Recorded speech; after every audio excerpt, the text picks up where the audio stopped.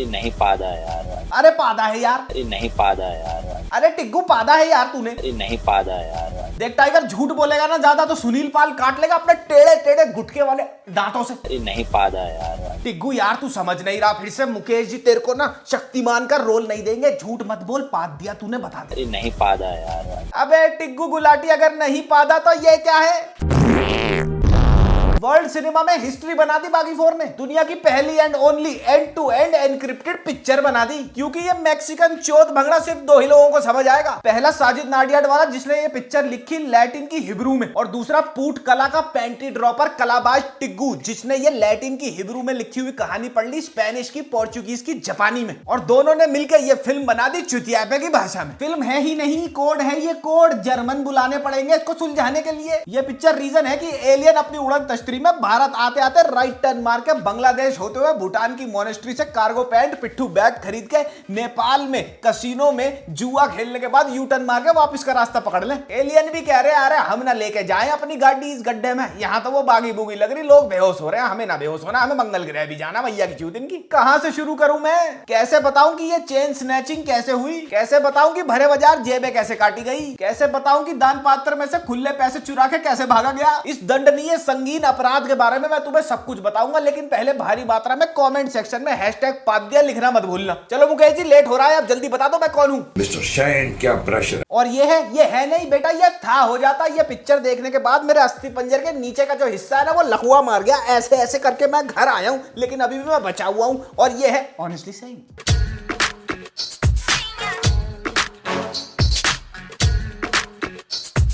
ये बोलना कि इस पिक्चर में कुछ भी हो रहा है ये एक अंडरस्टेटमेंट होगी, क्योंकि इस पिक्चर में सब कुछ होते हुए भी कुछ भी नहीं है। एक्टर है लेकिन एक्टिंग नहीं है, डायरेक्टर है लेकिन डायरेक्शन नहीं है, और राइटर है लेकिन कहानी नहीं है। याद है हम स्कूल में कंप्यूटर पीरियड में MS पेंट खोल के पेंसिल सिलेक्ट करके उसको घिस देते थे पूरा का पूरा। इन्होंने भी पूरी की पूरी पिक्चर ऐसे ही घिस दी। पिक्चर शुरू होती है एक रैंडम सा ट्रक एक रैंडम सी सड़क पे चल रहा होता है और एक गाड़ी को ठोक देता है। एक्सीडेंट के आसपास मीलों तक कुछ नहीं है, लेकिन फिर कट लगता है। एक्सीडेंट होने के बाद तुम्हारे को क्या दिखता है कि गाड़ी कहां जाकर गिरी? ट्रेन के ट्रैक पर। अबे ट्रेन का ट्रैक कहां से आया? मैं बोल रहा हूं साई-फाई पिक्चर है ये, क्वांटम फिजिक्स पे बनी हुई है। 8th डायमेंशन से आ गया ट्रेन का ट्रैक बीच में। फिर पता चलता है कि एक्सीडेंट के बाद सीलमपुरी का सुल्तान टिग्गू कलाबाज तत्काल में टिकट करा के भर्ती ले लेता है कोमा में 7 महीने के लिए। और फिर 7 महीने के बाद ये गुलाटी मार के कोमा से बाहर, और बॉडी एकदम ठाटी भाई, बादाम शेक सूप पी के दंड दुंड पेल के भाई एकदम बॉडी बनी हुई है, क्योंकि कोमा में तो एक्सरसाइज ही कर रहा था ना वो। अभी कोमा से निकले इसे जुम्मा हफ्ता भर नहीं हुआ, लेकिन ये बेगमपुरा का ब्रूसली नेक्स्ट शॉट में ही अपना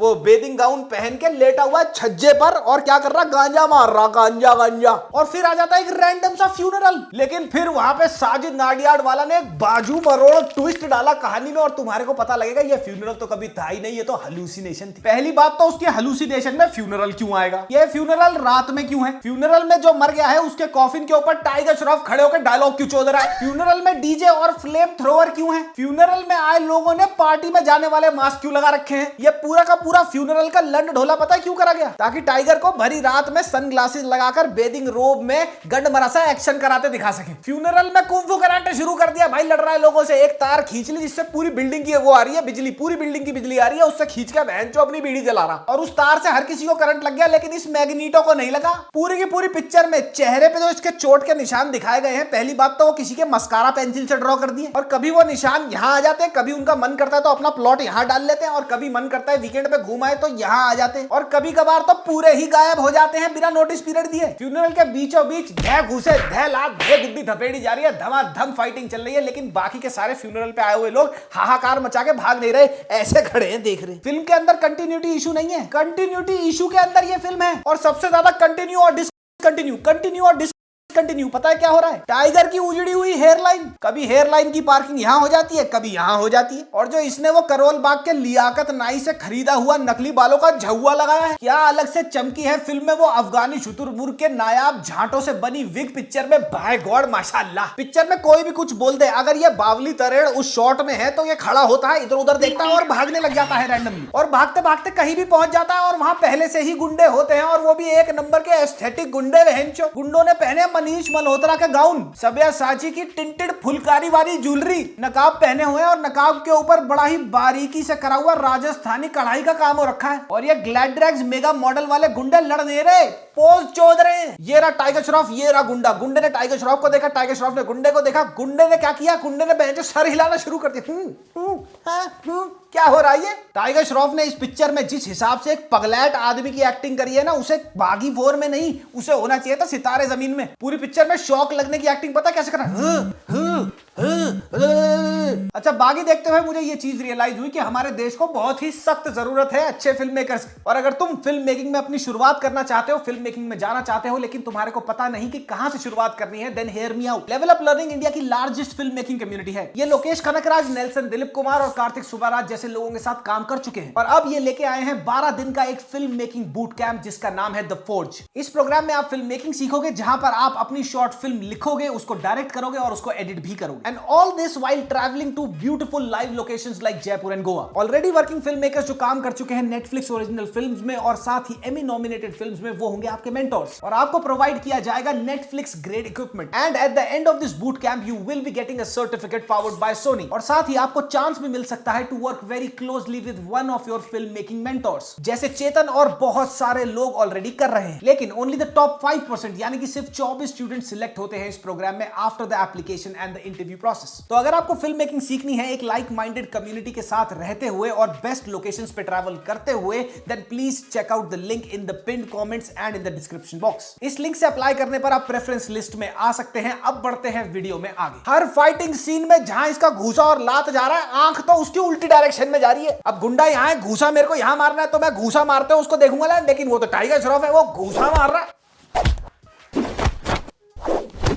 टाइमलाइन की कोई कोहेरेंसी नहीं है पिक्चर में। जब मन करा दिन, जब मन करा रात। हरनाज संधू और टाइगर श्रॉफ में प्यार पता कैसे होता है? एक रैंडम सा गाना चल रहा होता है, उसमें ये होती है, उसमें ये भागता हुआ आता है। अपेरेंटली उस गाने में ये एक ड्रग डीलर को चेस कर रहा होता है, तो बीच में खड़ी होती है हरनाज संधू अपना फोन लेके। वो उसका नया नया फोन होता है। तो ये फुलझड़ी का धुआं पता है क्या करता है? हरनाज संधू का फोन लेता है और फेंक के उस ड्रग डीलर की गुद्दी पे मारता है। वो कहती है, लोड़ा के तूने मेरा नया फोन तोड़ दिया, अब क्या करूं मैं? और ये अपनी 4 चौखट चौंधी एक्टिंग में उसको पता है क्या ज्ञान पेलता है? आजकल की जेन जी तो सारा दिन सोशल मीडिया पे ही होती है, लेकिन अपनी सोशल रिस्पॉन्सिबिलिटी मत भूलो। ये लाइनें सुन के हरनाज संधू के कैरेक्टर की ओवरिया बस्ट, वो वहीं की वहीं प्रेग्नेंट हो जाती है इसके प्यार में। सोनम बाजवा को इसकी जिंदगी में भेजा जाता है ओलिविया नाम की स्पेनिश प्रोस्टिट्यूट बना के। और ये उससे पता क्या करवाता है? अपने पुराने बर्तन धुलवाता है। और बर्तन धुलवाते धुलवाते सोनम बाजवा पता है कैसे मोर्निंग कर रही है? आ आ आ, क्योंकि बर्तन धोते हुए तो मोर्निंग होती है। फिर पता लगता है कि वो तो स्पेनिश है ही नहीं, वो तो ओलिविया है ही नहीं, उसका नाम तो प्रतिष्ठा है। और जैसे ही वो प्रतिष्ठा बोलती है, टाइगर की पेंट में टेंट लग जाता है, इसको प्यार हो जाता है उससे। सोनम बाजवा को दिए गए जोक सुनाता हूं और फिर तुम्हारे को पता ही है, laughing in 3 2 1, Junnu on stand by, let's go. उसे गालियां दी गई है, वो बोलती है माँ का मकोड़ा, हंस दे जुन्नू। बहन का पोचा, जुन्नू। बहन की गुद्दी, जुन्नू। ये साजिद नाडियाड वाला ने लिखा है ये सोच के कि ये हंस हंस कर लौट जाएगी जनता फर्श पे। श्रेयस तलपड़े फिल्म में इसका भाई होता है। आधी से ज्यादा फिल्म में ये अपने भाई जीतू को ही गंडमरों की तरह ढूंढ रहा। दोनों की लड़ाई हो जाती है तो एक आंटी पुलिस बुला लेती है। अब ये पुलिस वालों को पेलने जाएगा, ऑफ कोर्स सी बात है, इन्हें बहाना चाहिए पिक्चर में कि इसको लड़ते हुए दिखाओ। तो वो पेलते पेलते ना घूसा चला देता है एक एसीपी पे। एसीपी आ जाता है फिल्म के अंदर कहीं से भी। ये एसीपी को कहता है कि अलीशा नाम की लड़की है, सब मुझे कह रहे हैं मुझे हेलुसिनेशन हो रही है, लेकिन नहीं है, मैं आपको उसकी कब्र पे लेके चलता हूं। अब ये ढोलक मंडली कब्र पे तो पहुंच जाती है। वहां जाके दिखता है इसको, भैया वो कब्र तो किसी और की थी। उसको देख के ये पगलैट और पगला जाता है और वहां से भागने लगता है। अब भागते भागते तुम्हें लगेगा कि पुलिस के गिरफ्त में था, पुलिस इसके साथ आई है, तो पुलिस इसको नैब करने के लिए इसके पीछे भागेगी, लेकिन नहीं, वो गाने में कन्वर्ट हो जाता है। भागते भागते गाना आने लग जाता है। एक बुढ़िया इसको कहती है कि यार ये तेरी अलीशा की कब्र नहीं है, ये किसी डिकोस्टा किसी और बुढ़न की कब्र है। तो गुस्से में आके उसका कूल्हा चटका देता है। अच्छा, बॉलीवुड के हिसाब से पूरे हिंदुस्तान में क्रिश्चियन कहां रहते हैं? गोवा में। हर क्रिश्चियन का सरनेम क्या है? या तो डिकोस्टा या तो डिसूजा। फिल्म में भी वही है। रैंडम सीन है फिल्म के अंदर, एब्सोल्युटली रैंडम सीन्स। एक कॉलेज की लड़ाई शुरू हो जाती है 2 बास्केटबॉल टीम्स के बीच में, और उनमें तुम क्या ऑब्जर्व करोगे? दोनों बास्केटबॉल टीम्स ने सेम ही टीम यानी लेकर्स की जर्सी पहनी हुई है, बस एक का पर्पल रंग है और एक का येलो। लड़ाई बास्केटबॉल टीम की हो रही है और टाइगर श्रॉफ उस सीन में है, तो इसको जाके गांड मस्ती तो करनी है, क्योंकि लड़ने का दिखाते हुए इसको बहाना भी तो चाहिए इन्हें। Not a single fighting scene in this entire action film makes any sense at all. All. Sanjay Dutt का नाम फिल्म में क्या है? चाकोस। और चाकोस क्यों बोला जाता है? क्योंकि यार तुम गैस ही नहीं कर पाओगे, वो चाकू ज्यादा चलाता है ना। हरनाथ संधू का फिल्म के अंदर डबल रोल कर दिया, उस छोटी फिटकरी से सिंगल रोल ना हो। इतनी वाहियात और गंदी एक्टिंग है ना हरनाथ संधू की फिल्म के अंदर, it's even hard for me to roast it. जो फिल्म में बैड एस हरनाथ संधू है वो पता क्या करती है? अगर कोई भी उसको हाथ लगाता है ना, उसका हाथ काट के उसको अपना पर्स बना लेती है, और फिर वो कटे हाथ से बना पर्स वो ले जाती है चाको के पास उसको इंप्रेस करने। चाको उसको देख के कहता है, वाह मेरी रानी, मेरी तो संदूक में रखी बंदूक तैनात हो गई है देख के। कहती है चाको मेरे से ब्याह कर ले। चाको कहता है अपनी उम्र देखी है। वो कहती है प्यार में उम्र के कौन देखता है। ये एज वाला डायलॉग फिल्म में इन्होंने सिर्फ इसलिए लिया है ताकि ये संजय दत्त और हरनाथ संधू के बीच जो ज्यादा नहीं है, सिर्फ 41 साल का 41 इयर्स का एज जो गैप है उसको जस्टिफाई कर सके। पिक्चर में सारा खून वाटर कलर है, सारे के सारे हथियार थर्माकोल और कार्डबोर्ड के बने हैं, ऐसे ऐसे झिल्लियां कर रहे हैं। चंद्रापुर, चंदनापुर, पता नहीं कौन सी लंड ढोला सी सिटी में ये पिक्चर घटित होती है। चाको पता नहीं कौन से ड्रैकुला के किले में रहता है ट्रांसिल्वेनिया में। चंद्रापुर सिटी में पहाड़ भी है, जंगल भी है, बीचेस भी हैं, और ये सब का सब कहां है? ग्रीन स्क्रीन पर। एक भी लोकेशन असली नहीं है फिल्म के अंदर। कौन होगी भी क्यों? कौन करता है इतनी मेहनत? कौन जाएगा लोकेशन पर? जब मन करे तब शूट कर लो। एक्शन के नाम पर जो इसने पिक्चर में किया है, शमशान घाट में लड़ाई होती है, जलती चिताओं में घुस जाता है। अबे किसी के दादे की चिता जल रही है, तूने उसमें से लकड़ी खींच के गुंडे बेल दिए। हर फाइटिंग सीन में इसको 25-30 गुंडे तो घेरते ही घेरते हैं, लेकिन लड़ते एट अ टाइम इससे कितने हैं? 2 या ज्यादा से ज्यादा 3। अब तुम पूछोगे बाकी के 17 क्या करते हैं? पीछे खड़े होकर ऐसे मल्हारी मल्हारी गाना गा रहे हो, कुल्हाड़ियां चला रहे हैं हवा में। कोई गुंडा इसमें कुल्हाड़ी दे देता है, कोई गुंडा इसमें सरिया दे देता है, साथ ही घूसे, चाकू, चप्पल तो इसके बज ही रहे। लेकिन मजाल है इसको बेहोशी हो जाए, या इसको दर्द हो जाए, या इसका सर ही घूम जाए। एक्सप्रेशन के नाम पर पूरी पिक्चर में मौत का इमोजी बना घूम रहा है। जो इन्होंने मजाक उड़ाया क्रिश्चियंस का। एक शॉट में संजय दत्त यानी कि चाको चर्च के अंदर जाते हैं और सर से लेके पैर तक रूह अफ़ज़ा वाले खून में लहू लुहान लथपथ हैं। हाथ में उनके एक चाकू है, बुच्चर नाइफ है, और वो पता क्या करते हैं? धमकाते हैं जीसस क्राइस्ट को कि अंडू कर इसको, मेरी बंदी को वापस लेके आ, अंडू कर। अभी क्रिश्चियन ग्रेवयार्ड्स में ग्रेव्स खोद रहे डिसरिस्पेक्टफुली, जहां मन करा वहां भावड़ा चला दिया। संजय दत्त का पूरा कैरेक्टर स्केच एकदम एनिमल के बॉबी देओल का है। Same aggression, same bloodshed, same expressions. और इन्होंने खाली एनिमल और मार्को में से फाइट सीक्वेंसेस ही चोरी नहीं करे हैं। I was astounded to see this कि इन्होंने गाने तक चोरी करे हुए हैं, और वो भी बॉलीवुड की फिल्मों से। संजय दत्त और हरनाथ संधू का एक गाना आता है आइटम सॉन्ग। उस गाने की पिक्चराइजेशन, उस गाने की लोकेशन, दोनों के एक्सप्रेशन, हरनाथ संधू का गेटअप, हरनाथ संधू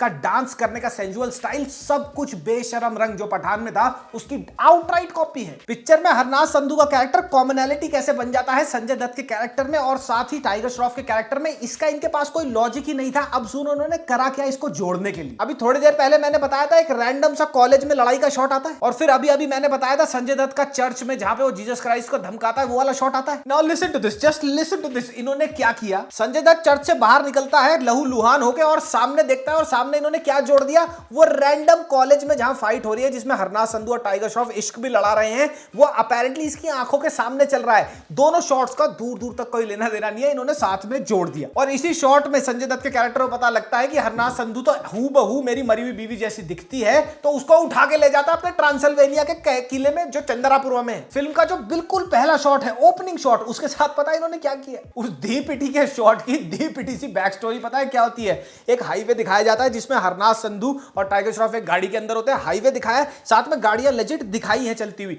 लेकिन जो ओरिजिनल शॉट था शुरुआत में, वहां पे तो जंगल बियाबान में हुआ था एक्सीडेंट रैंडम से ट्रक से, तो वो गाड़ियां भी गायब हो जाती हैं। और सबसे बड़ी बात तो ये हाईवे पे गाड़ी ऐसे चला रहे हैं, लेकिन एक्सीडेंट तो ऐसे हुआ था। फिल्म में टाइगर श्रॉफ को बना देते हैं ऑफिसर डिफेंस सी फोर्सेस का, लेकिन वो पकड़ किसको रहा है? जेब कतरों को। पूरी पिक्चर का सीजीआई इन्होंने पता है किससे कराया? वो टिर्री चलाने वाले होते हैं ना, उनसे करा लिया, क्योंकि इतना घातक काम तो वही कर सकते हैं। एक फाइटिंग सीन में सोनम बाजवा जो आई थी प्रोस्टिट्यूट बनकर, वो अब भैया कैट वुमन बन गई, पेल रही है लोगों को, जूडो कराटे टाइकोंडू पाइकोंडू कर रही है, कुंफू पांडा बन गई वो। फिर जब वो इस सीन में मरने वाली होती है, ये उसका हाथ पकड़ के बोलता है, तू नहीं जा सकती, मैं तो तेरे से बहुत प्यार करता हूं। अबे लोड़े के, अभी तो तू उसको ढूंढ रहा था अलीशा को। एक चीज बताता हूं, लास्ट में क्या होता है क्लाइमैक्स में, संजय दत्त इसकी बंदी हरनाथ संधू उसको उठा के किडनैप करके ले जाता है, टाइगर श्रॉफ उसको बचाने आता है, ये तीनों एक कॉम्पाउंड में खड़े होते हैं। तो संजय दत्त हरनाथ संधू को कहता है कि मैंने इसकी जिंदगी में एक लड़की को एम्बेड किया था जो सोनम बाजवा थी, और इसको उससे प्यार हो गया, ये देख तस्वीरें। तो ये देख के हरनाथ संधू की भैया आत्मा तिलमिला जाती है। वो कहती है तो अपनी मैया की, तेरी मैं तेरे से शादी नहीं करूंगी, मैं चाको से शादी करूंगी। लेकिन तुम्हें बाद में पता क्या पता चलता है लास्ट में? जब वो टाइगर को बोल के आती है ना कि मैं तेरे से हेट करती हूँ, तू किसी और से प्यार करता है, मैं चाको से शादी करने जा रही हूँ, उसके बाद कट लगता है और ये फिर से लड़ाई करने लग जाता है। लेकिन लास्ट में जाके पता लगता है जब वो ये बोल के आ रही थी ना टाइगर श्रॉफ को कि I hate you, I am going to marry Chacko, तो वो जाते जाते नीचे हाथों से ऐसा ये साइन बना जाते हैं जिससे उसे पता चल जाता है कि मैं चाको को जाके फंसाऊंगी जब तक तू गुंडों को पेल, फिर आगे चाको को मार दियो।